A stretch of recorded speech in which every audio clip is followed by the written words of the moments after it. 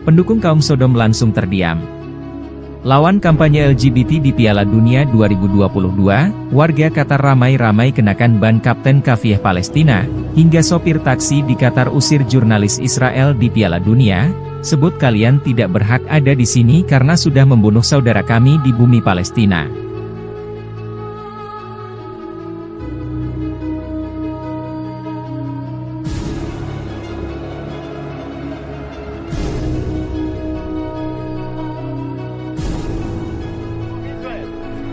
Israel.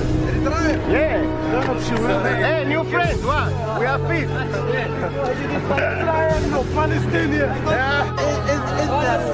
Palestine, there's no Israel. Sorry, please. You are not welcome here. Ecuador, Israel. This, yes, for Israel. No. Yeah. Why? Kita.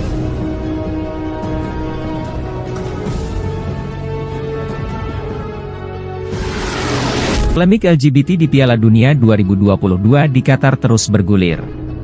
Atribut LGBT tetap masuk stadion yang mengesankan FIFA melembek, beda 180 derajat dibanding awal Piala Dunia yang mendukung penerapan hukum Islam di Qatar pada gelaran Piala Dunia tahun ini. Masyarakat Qatar yang anti-LGBT pun ramai-ramai sontak merespons dengan cara yang cukup epik.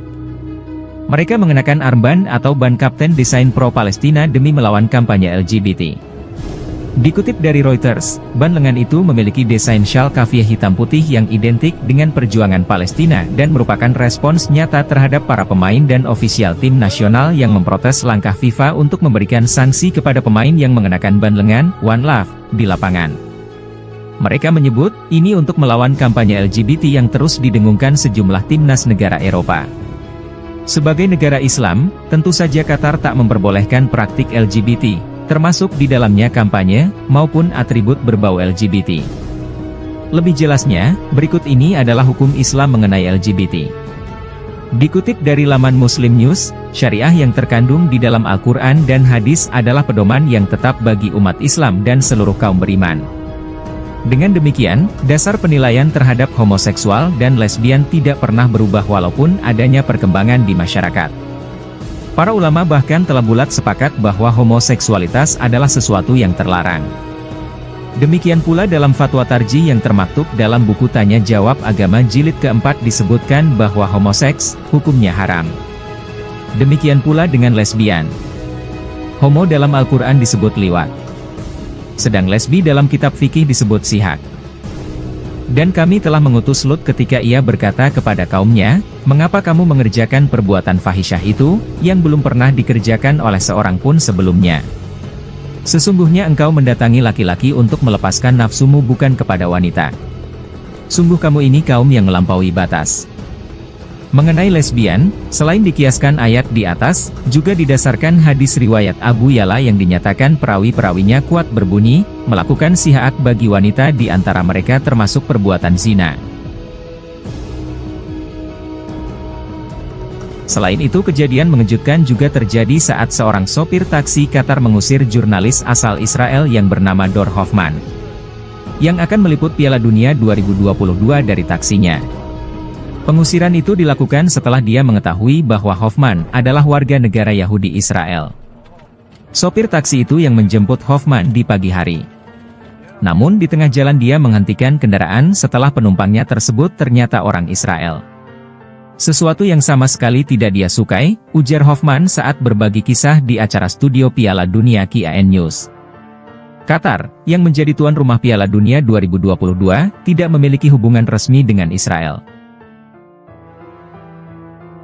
Namun Qatar telah bekerja sama dengan pejabat Israel untuk membuat penerbangan ke Doha. Selain itu, sopir taksi tersebut menolak menerima uang dari Hoffman. Alasannya, mereka, Israel, membunuh saudara-saudaranya di Palestina, ujar Hoffman.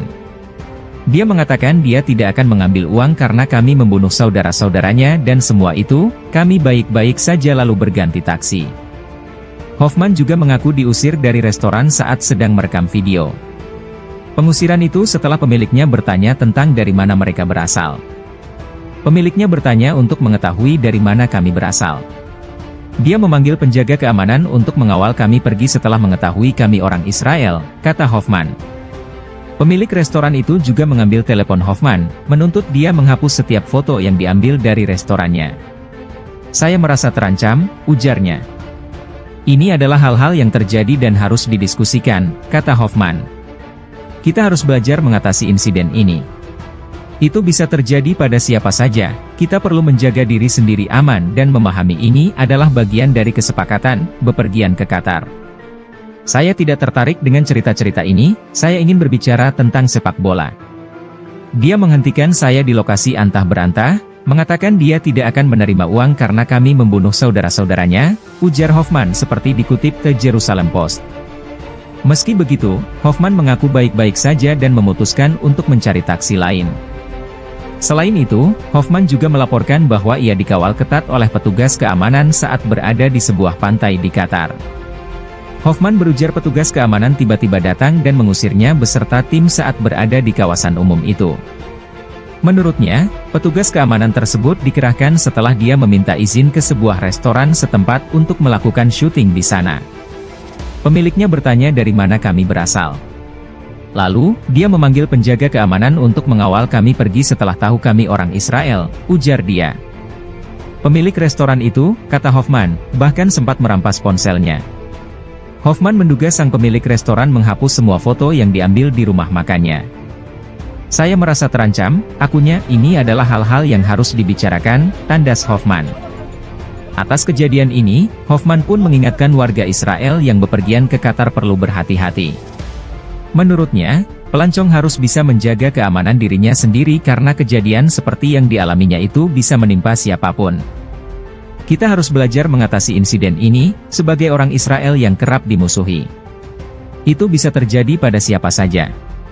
Kita perlu menjaga keamanan diri kita sendiri dan memahami bahwa, perjalanan ke Qatar, ini merupakan bagian dari pekerjaan, ujarnya. Saya tidak tertarik dengan cerita-cerita semacam ini, saya ingin bicara tentang sepak bola. Pada Kamis, Hoffman sempat berseloroh di Twitter dengan mengatakan bahwa, setiap orang Israel yang bepergian ke Qatar harus mengatakan bahwa mereka berasal dari Malta. Sebab tidak ada seorang pun yang tahu soal Malta, cuitnya. Malta sendiri merupakan negara kepulauan di Eropa Selatan yang terletak sekitar 80 km dari selatan Italia. Qatar diketahui menjadi tuan rumah Piala Dunia 2022. Hubungan antara Qatar dan Israel pun selama ini tidak memiliki ikatan resmi. Namun Qatar sejauh ini banyak bekerja sama dengan para pejabat Israel. Qatar juga sering menerima permintaan Israel terkait kosher food, atau makanan yang diperbolehkan untuk dikonsumsi menurut hukum Yahudi serta menerima penerbangan langsung dari Yerusalem.